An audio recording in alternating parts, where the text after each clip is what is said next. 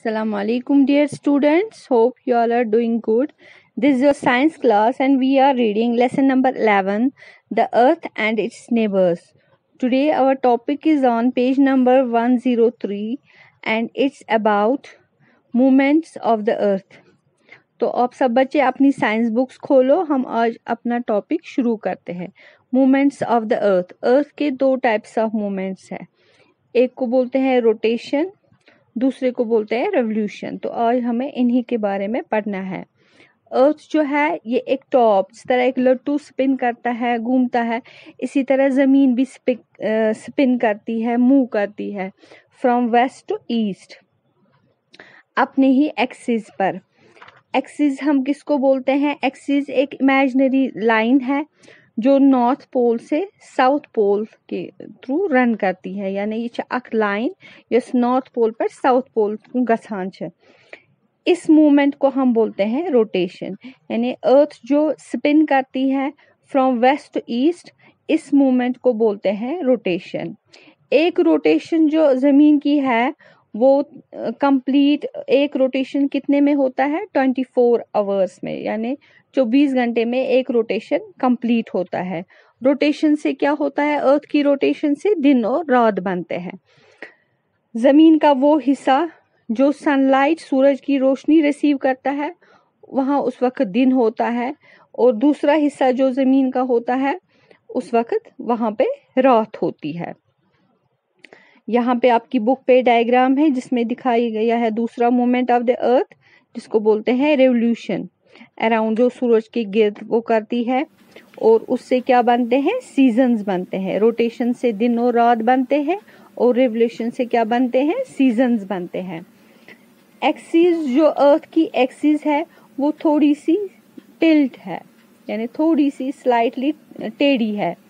इस वजह से दिन और रात जो है वो पूरी तरह से इक्वली डिवाइड नहीं हुए हैं, यानी कि equally into 12 hours each in most parts of the earth. हर एक जमीन के हिस्से में पूरा 12 घंटे नहीं आते हैं.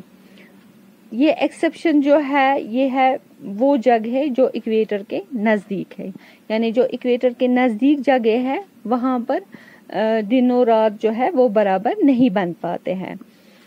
इक्वेटर क्या है? ये एक इमेजिनरी लाइन है जमीन के गिर्द, जिसमें पूरे इक्वल डिस्टेंस है from north and south poles. यानी इक्वेटर जमीन दोन हिस्सन में डिवाइड करा. अकिस हिस्सस वनान नॉर्थ पोल, दमिस हिस्सस वनान साउथ पोल. इक्वेटर जमीन बिल्कुल दोन इक्वल हिस्सन में डिवाइड करा. समझ आया आपको? ऊपर वाला हिस्सा इक्वेटर और नॉर्थ पोल के दरमियान जो है वो उसको कहा जाता है नॉर्दर्न हेमिस्फीयर, और जो नीचे वाला हिस्सा है इक्वेटर और साउथ पोल के दरमियान उसको कहा जाता है साउदर्न हेमिस्फीयर. यानी ऊपर वाला नॉर्थ पोल, नीचे साउथ पोल, ऊपर वाला हाफ जो है इक्वेटर और नॉर्थ पोल के दरमियान वो बनता है नॉर्दर्न हेमिस्फीयर, तो दूसरा बनता है साउदर्न हेमिस्फीयर. समझ आया आपको? अर्थ जो है वो सन के गिर्द मूव करती है अपने ऑर्बिट पे, अपने मदार पे. इस मूवमेंट को हम बोलते हैं रेवोल्यूशन. वन कंप्लीट रेवोल्यूशन जो है अर्थ का वो कितने टाइम में होता है? 365 डेज, यानी एक साल में पूरा रेवोल्यूशन कंप्लीट होता है. इसको कहा जाता है सोलर ईयर, यानी शमसी साल. रेवोल्यूशन ऑफ द अर्थ और ये जो टिल्टेड एक्सिस है इससे क्या बनते हैं? सीजन्स, यानी रोटेशन से दिन और रात बनते हैं, रेवोल्यूशन से क्या बनते हैं? सीजन्स बनते हैं. अब है यहाँ पे सीजन्स कैसे बनते हैं, हाउ सीजन्स आर फॉर्म्ड. जब नॉर्थ पोल सन की ओर होता है उस वक्त नॉर्दर्न हेमिस्फीयर में समर सीजन होता है. नॉर्थ पोल पर वहां पे सूरज की रोशनी पूरे दिन पड़ती है और दिन जो है वो लंबे होते हैं. इस वक्त साउथ पोल जो है वो सूरज से अवे होता है, वहां पे उस वक्त विंटर होता है.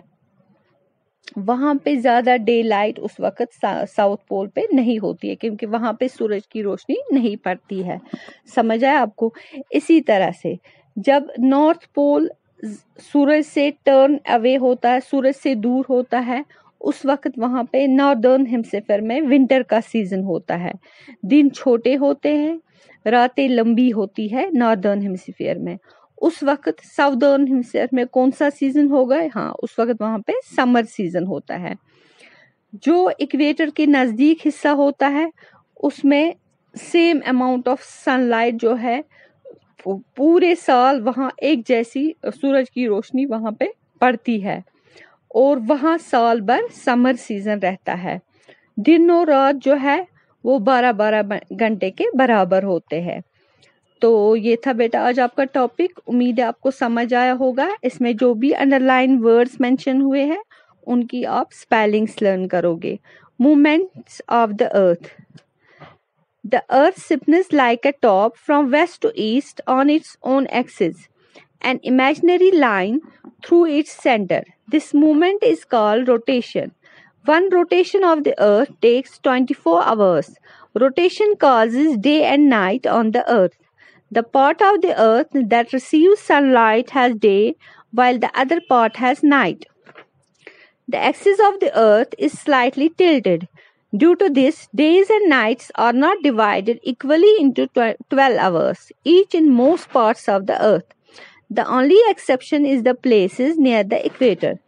The equator is an imaginary line around the earth at an equal distance from the north and south poles. It divides the earth into two equal halves.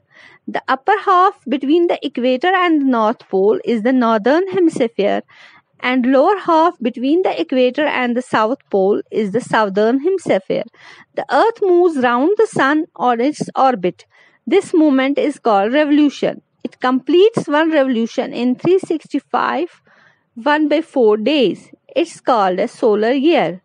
Revolution of the earth and the tilted axis causes seasons. How seasons are formed? When the North Pole is towards the sun, it is summer in the northern hemisphere. At the North Pole, there is sunlight throughout the day and the days are longer. During this time, the South Pole is turned away from the sun and has winter. There is not much daylight at the South Pole. When the North Pole is turned away from the sun, it's winter in the northern hemisphere. The days are shorter and the nights are longer in the northern hemisphere. It is summer in the southern hemisphere. The region near the equator gets the same amount of sunlight all the year round. It has summer throughout the year. Days and nights are of about 12 hours each. This is all for today. Okay, Allah Hafiz.